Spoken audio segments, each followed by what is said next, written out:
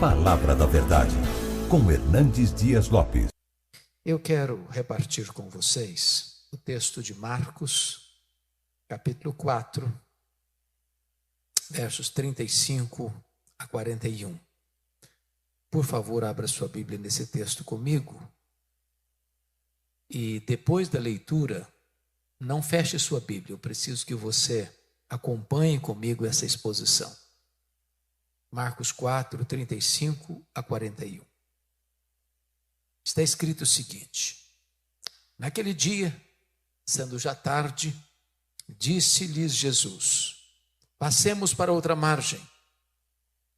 E eles, despedindo a multidão, o levaram assim como estava no barco, e outros barcos o seguiam.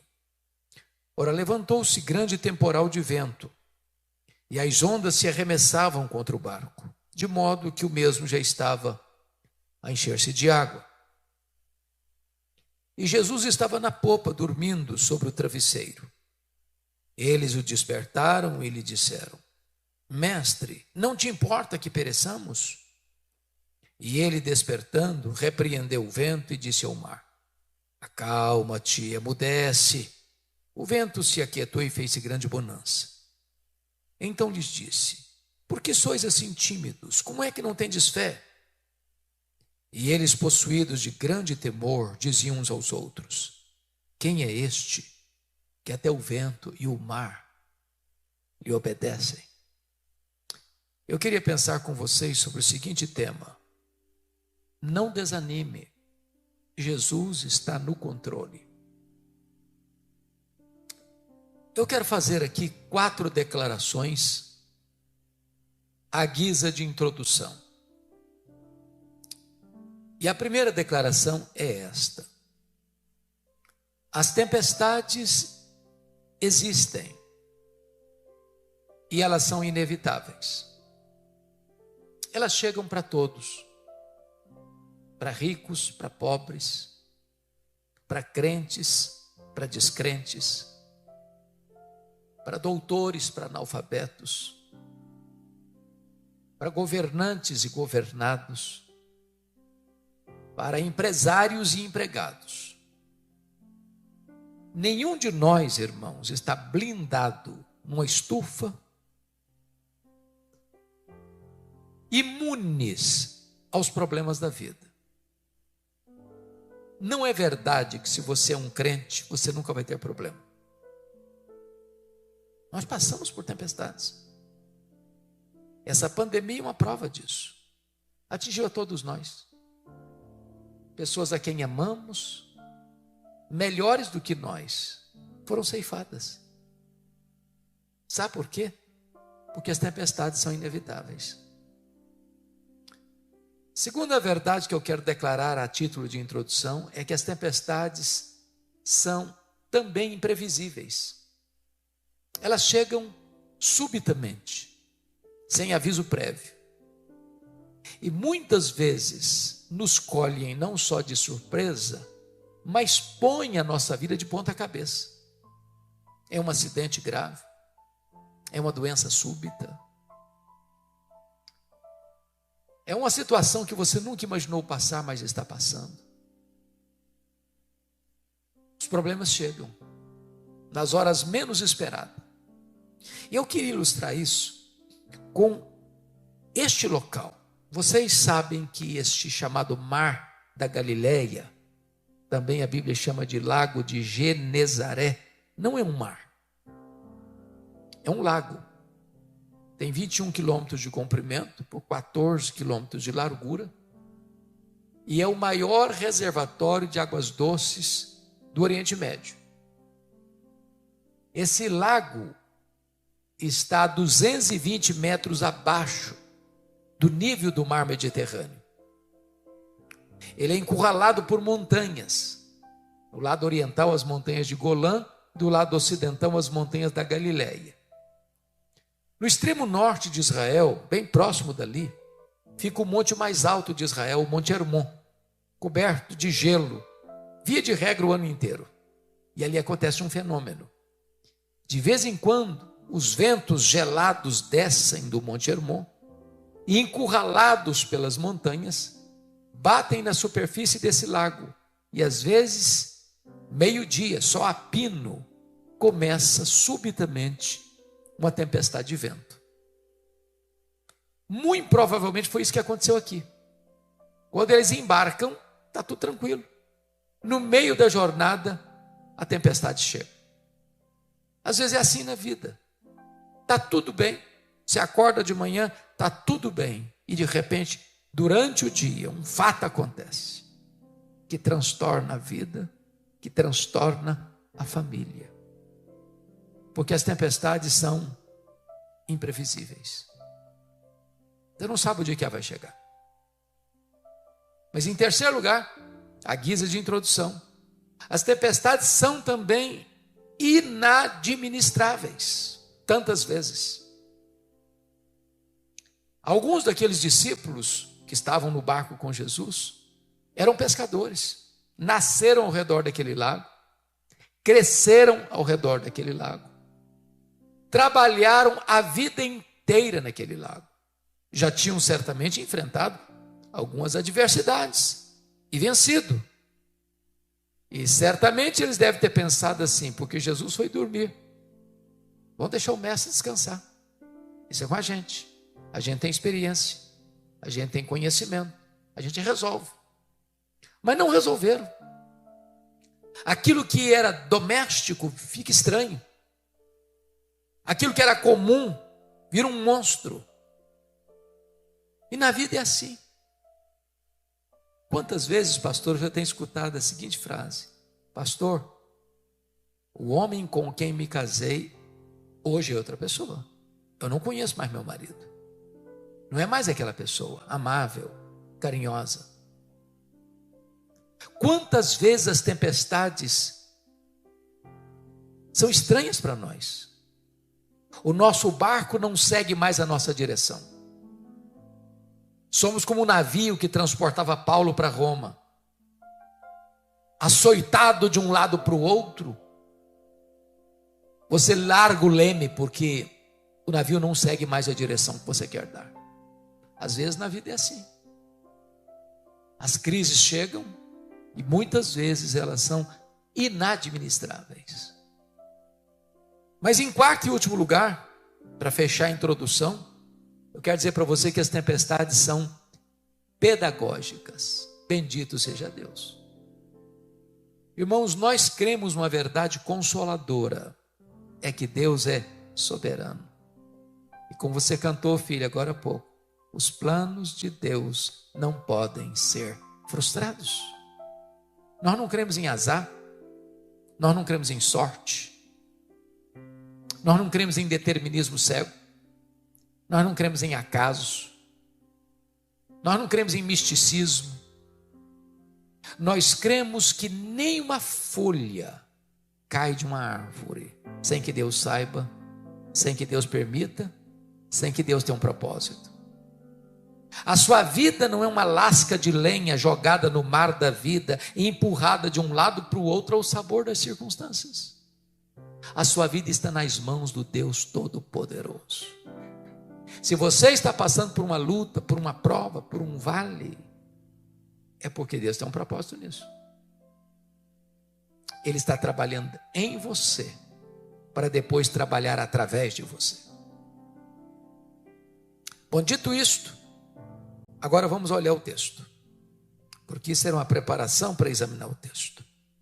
Se vocês perceberam o contexto, Jesus tinha passado todo aquele dia ensinando as parábolas do reino.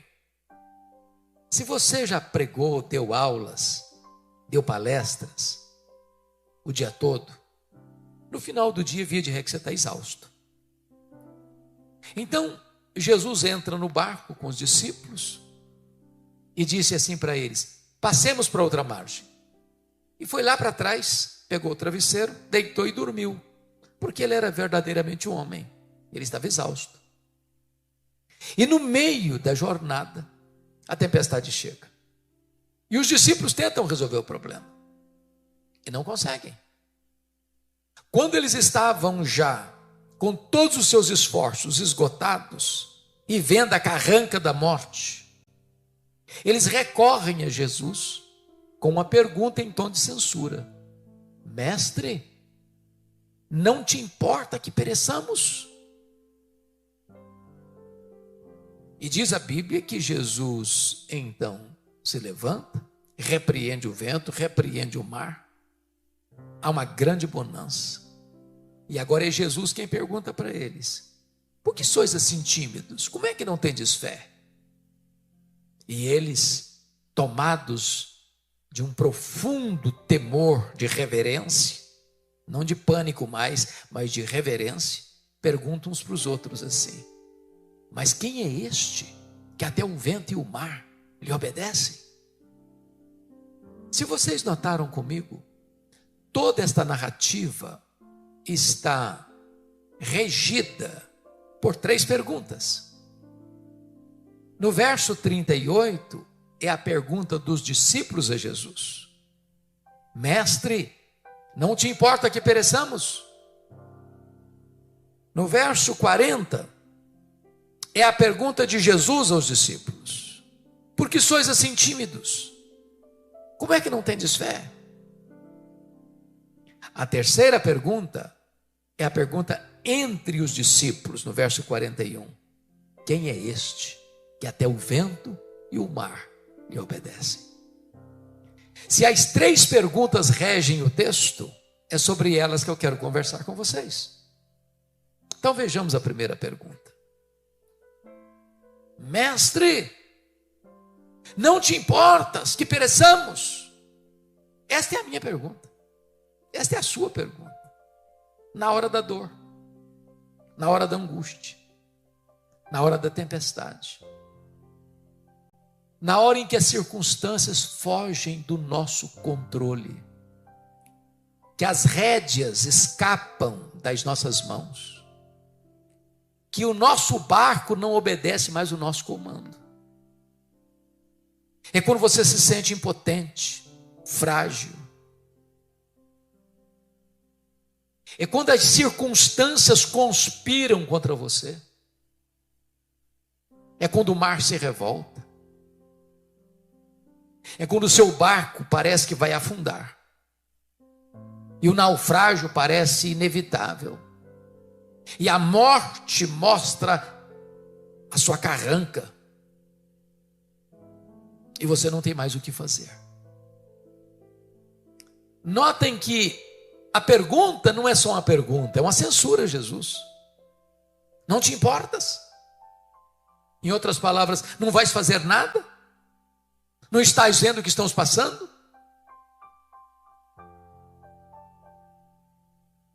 A grande pergunta que precisamos fazer é esta: por que eles estão fazendo esta pergunta com um tom de censura? O que não está bem resolvido na cabeça deles? Em primeiro lugar, eles estão com muita dificuldade de conciliar a obediência a uma ordem expressa de Jesus com a tempestade. O que Jesus diz para eles? Passemos para outra margem. E na medida em que obedecem, enfrentam a tempestade. Na nossa cabeça, funciona assim: se eu estou andando com Deus, vai dar tudo certo. Se Jesus está no barco, vai dar tudo certo.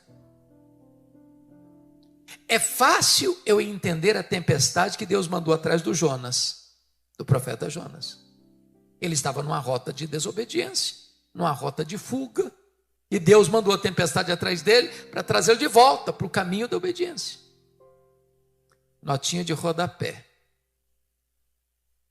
crente desviado é endereço certo de tempestade.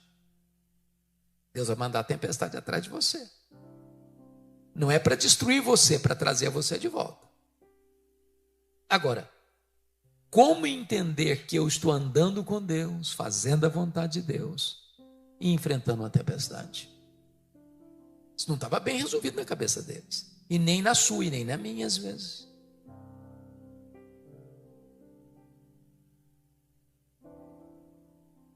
Mas tinha uma segunda coisa que não estava bem resolvida na cabeça deles. Como é que eles podiam conciliar a pressa, a urgência deles com a aparente demora de Jesus? Porque o que Jesus estava fazendo no barco? Dormindo. Quem está dormindo não está agindo. E, irmãos, quem está enfrentando uma tempestade tem pressa. Tem hora que um minuto parece uma eternidade. Tem hora que a demora de Deus nos aflige mais do que o próprio problema. Pense comigo em Marta.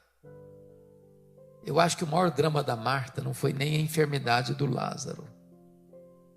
Foi o fato dela ter anunciado, comunicado para Jesus: está enfermo aquele quem amas. E aguardar Jesus chegar. E olhar na curva da estrada. E as pessoas cobrando dela: e cadê Jesus? Não, ele virá. Ele não deixa a gente na mão, não. Ele não vai deixar a gente na mão, não. Ele é amigo nosso. Ele vai chegar. E o Lázaro piorando. E de repente alguém chegou: Marta, o Lázaro acabou de morrer. E o seu Jesus não chegou. Ela ficou engasgada com isso.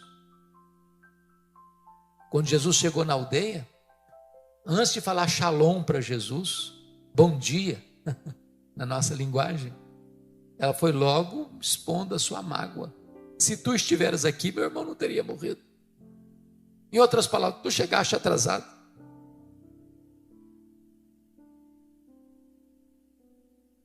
Eles estão angustiados, e você e eu também.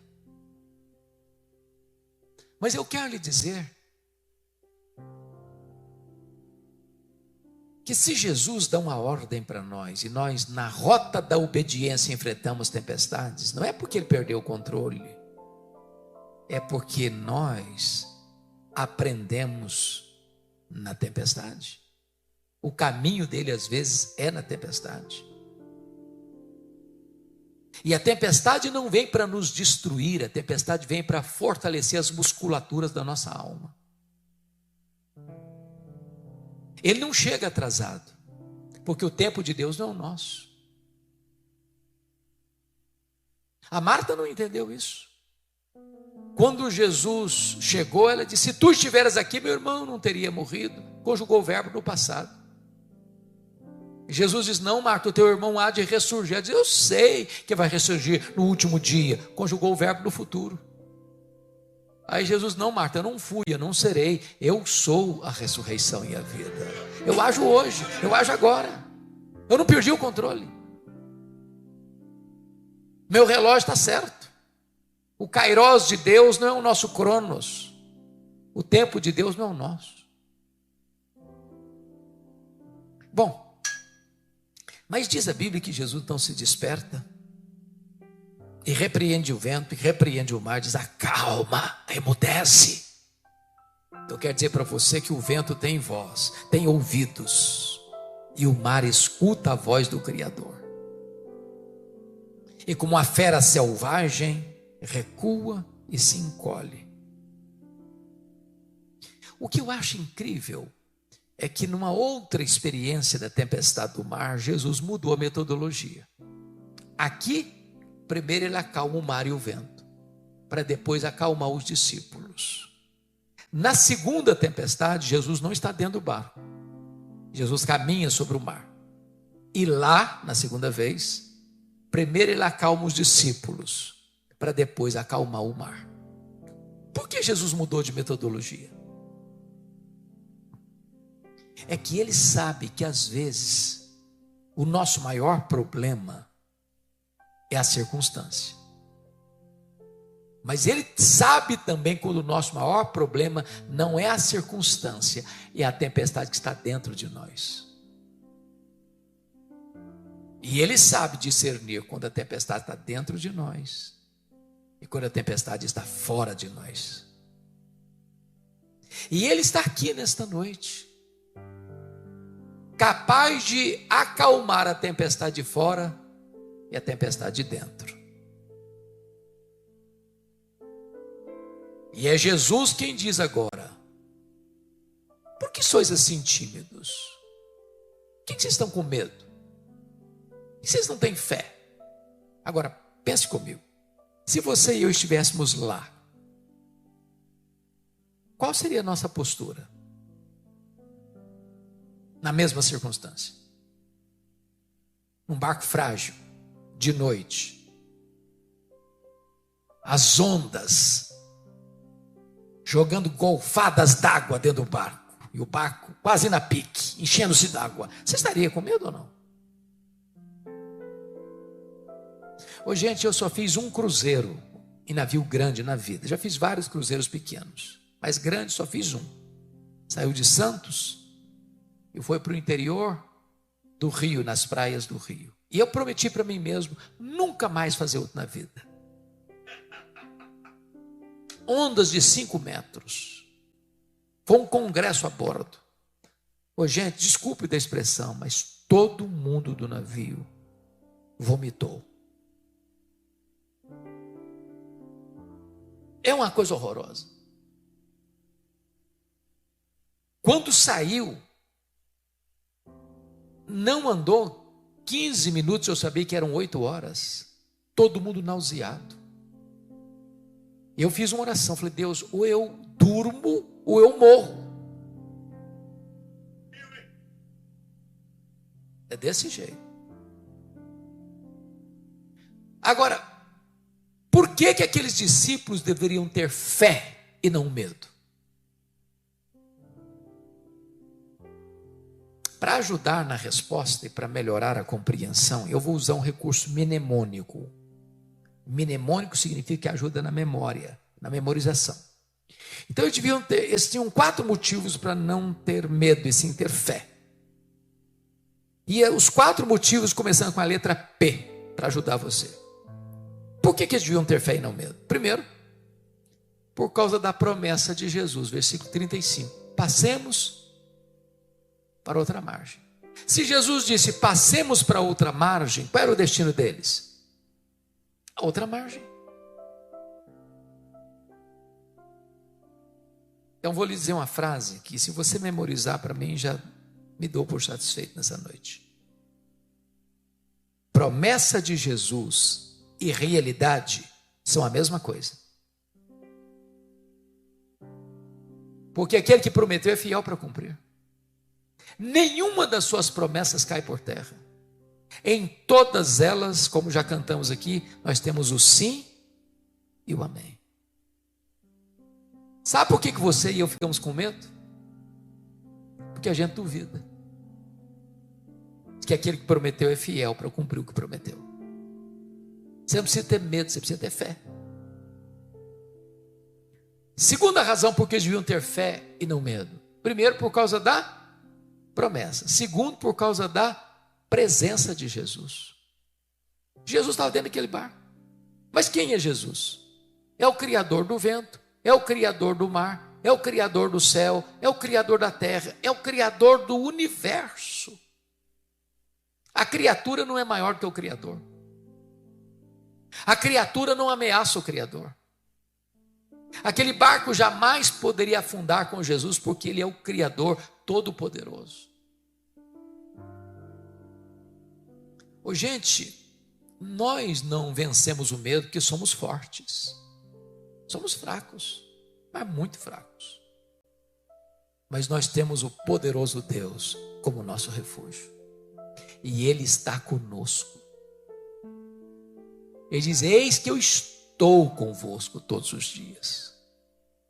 Quando Davi, no Salmo 23, tratou da vitória sobre o medo, ele diz: ainda que eu ande pelo vale da sombra da morte, não temerei mal nenhum. Não é porque eu sou bom, porque eu sou forte, porque eu sou estratégico, não. É porque tu estás comigo.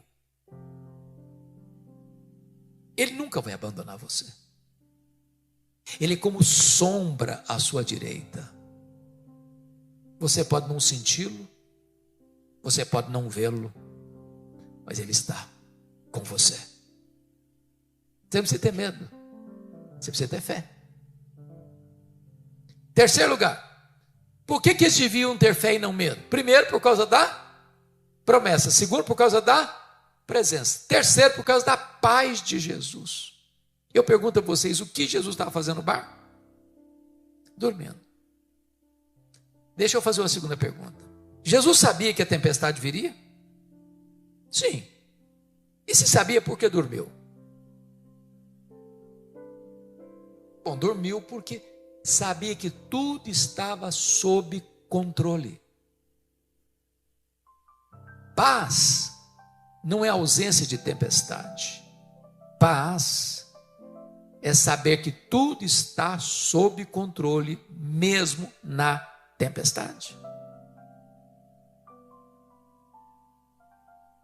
Jesus nunca prometeu para você e para mim que nós não teríamos tempestades. No mundo tereis aflições.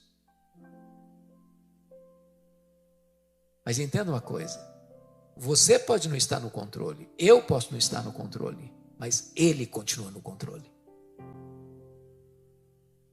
O nosso Deus está no trono. O Cordeiro de Deus tem o livro da história em suas mãos. Ele quem dirige tudo. Então você não precisa ter medo, você precisa ter fé. Quarto, por que devia ter fé e não medo? Primeiro, por causa da promessa. Segundo, por causa da presença. Terceiro, por causa da paz. Quarto, por causa do poder de Jesus. Marcos cuidadosamente coloca esse texto num contexto em que tudo parece mostrar o poder de Jesus. Aqui, ele tem poder sobre as forças da natureza. Eu quero dizer para você que Jesus, que criou tudo, tem controle de tudo. Logo em seguida, capítulo 5, Jesus desembarca do outro lado. Tem um despenhadeiro, são as montanhas de Golã.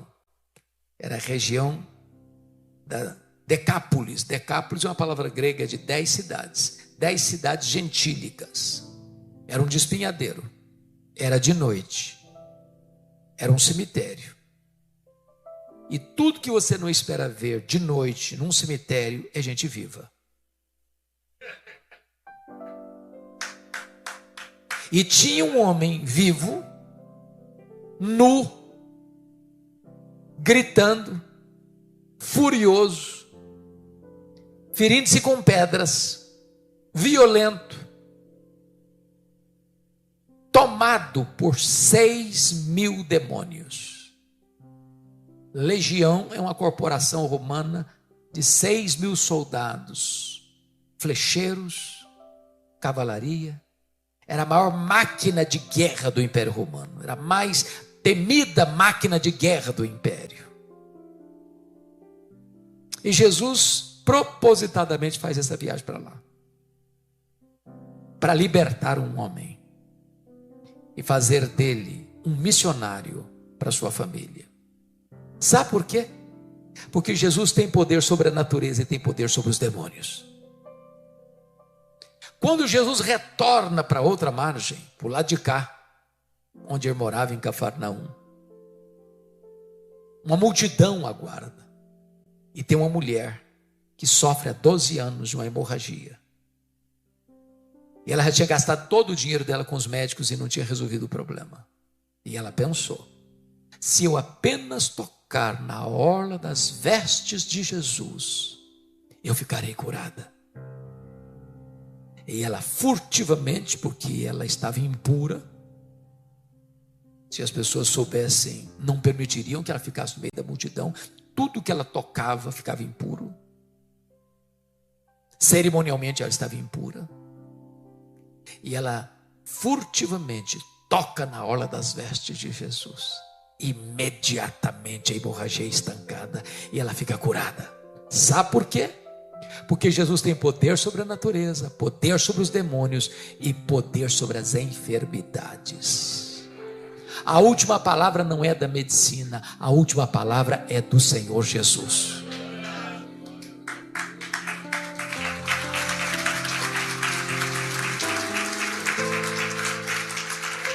Mas no meio dessa multidão tem um pai aflito, chefe da sinagoga, Jairo, cuja filhinha única de 12 anos está à beira da morte.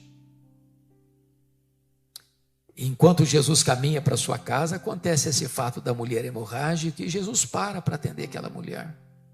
E o Jairo fica muito aflito.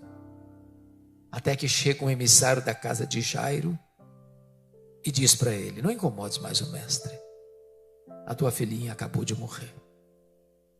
E eu imagino o mundo desabando sobre a cabeça do Jairo. Ô gente, não é natural o pai enterrar filho, não é natural. E Jesus olha para ele e disse: Jairo, não tenha medo, crê somente. E Jesus vai com Jairo para a casa dele, entra no quarto, bota a mão na menina morta e diz: Talita cumi, menina, está na hora de levantar. E a morte gelada tira as garras da menina e ela ressuscita. Sabe por quê? Porque Jesus tem poder sobre a natureza, poder sobre os demônios, poder sobre as enfermidades, poder sobre a morte. Na verdade, ele tem todo o poder e tem toda a autoridade nos céus e na terra. Por isso ele dá uma ordem para você e para mim nesta noite: você não precisa ter medo, você precisa ter fé.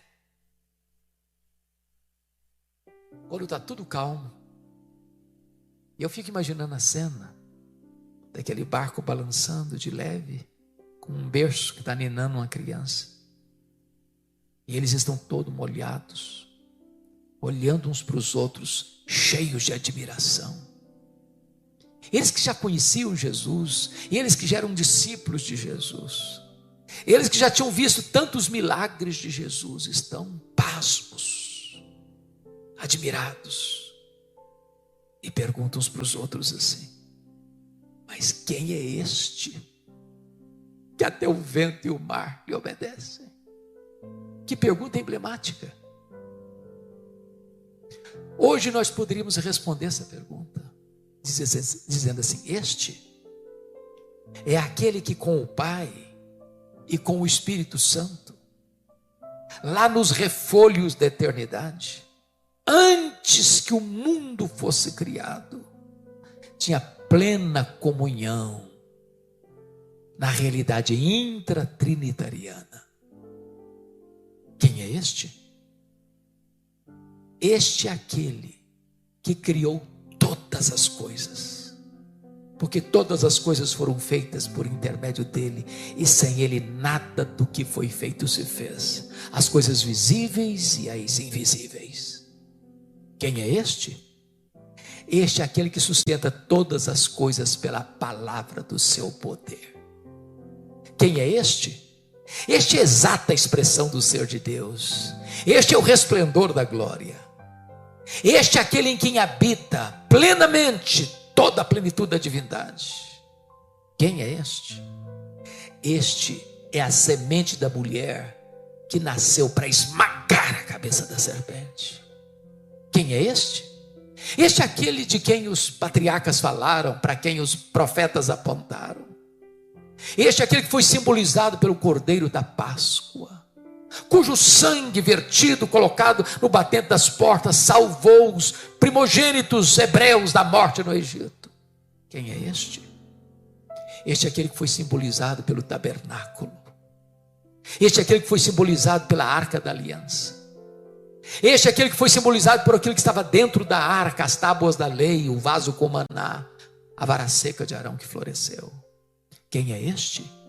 Este é aquela coluna de nuvem que seguiu o povo durante o dia, e aquela coluna de fogo que seguiu o povo durante a noite. Quem é este? Este é aquele que foi simbolizado pelo maná que caía do céu, pela água que brotava da rocha. Este é aquele que foi simbolizado pelo templo. Este é aquele que foi simbolizado pelas festas, pelos sacrifícios, pelo sábado. Tudo isso era sombra da realidade que veio nele. Quem é este? Este é o maravilhoso conselheiro, o Pai da eternidade, o Deus forte, o príncipe da paz. Este é o sol da justiça, a brilhante estrela da manhã. Este é o filho que nasceu de uma virgem, cujo governo está sobre os seus ombros. Este é o Messias prometido. Quem é este? Este é aquele que na plenitude dos tempos nasceu de mulher, nasceu sob a lei para ser o nosso Redentor. Este é o verbo eterno, pessoal, divino, autoexistente, a verdadeira luz que vindo ao mundo ilumina todo homem, que se fez carne e habitou entre nós, cheio de graça e de verdade. Quem é este?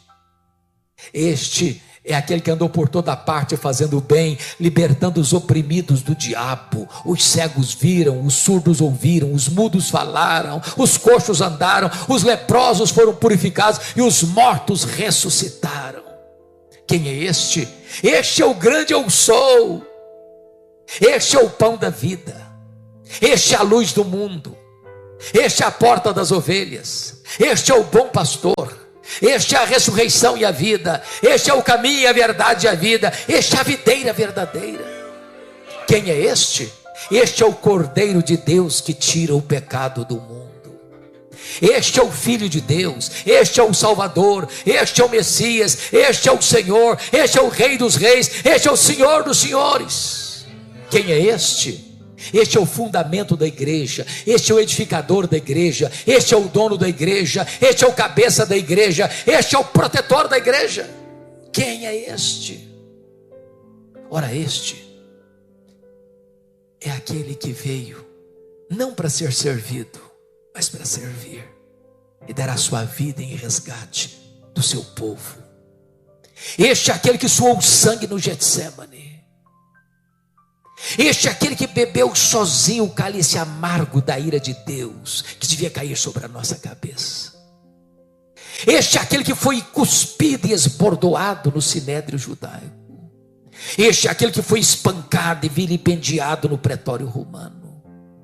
Este é aquele que carregou a cruz pesada, aquele lenho maldito, pelas apinhadas e estreitas ruas de Jerusalém, debaixo de vaias e apupos de uma multidão sangue sedenta. Quem é este? Este é aquele que foi estendido naquele leito vertical da morte, entre a terra e os céus.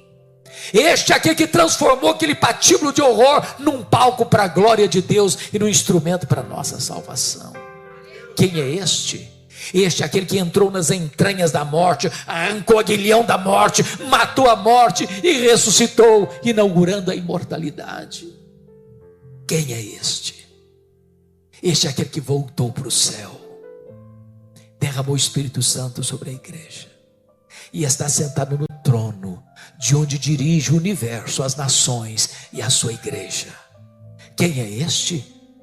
Este é aquele que é o nosso grande sumo sacerdote, o advogado justo que vive para interceder por nós, por isso podemos ser salvos totalmente. Quem é este? Este é o amado da nossa alma, este é a nossa alegria, este é a nossa paz, este é a nossa justiça, este é a nossa herança, este é a nossa recompensa, este é o noivo da igreja que vai voltar pessoalmente, visivelmente, audivelmente, repentinamente, inesperadamente, inescapavelmente, gloriosamente. Quem é este? Este é o juiz de vivos e de mortos, que vai assentar no trono e julgar as nações. Quem é este? Este é aquele que vai lançar no lago do fogo o anticristo, o falso profeta, o diabo, a morte e todos aqueles cujos nomes não estão escritos no livro da vida. Quem é este? Este é o nosso amado, o noivo, o eterno Filho de Deus, o nosso Salvador, o Senhor, que vai chamar a sua noiva e vai entrar com ela para as bodas do Cordeiro e vai dizer para você e para mim: vinde, benditos de meu Pai, entrem na posse do reino que vos está preparado desde a fundação do mundo. Quem é este? Este é aquele com quem nós vamos reinar para sempre e sempre e sempre. Este é a razão da nossa vida. Este é aquele que diz para você nesta noite: você não precisa ter medo, você precisa ter fé. porque tudo está sob controle. A Ele a honra, a Ele a glória, a Ele o louvor agora e pelos séculos eternos.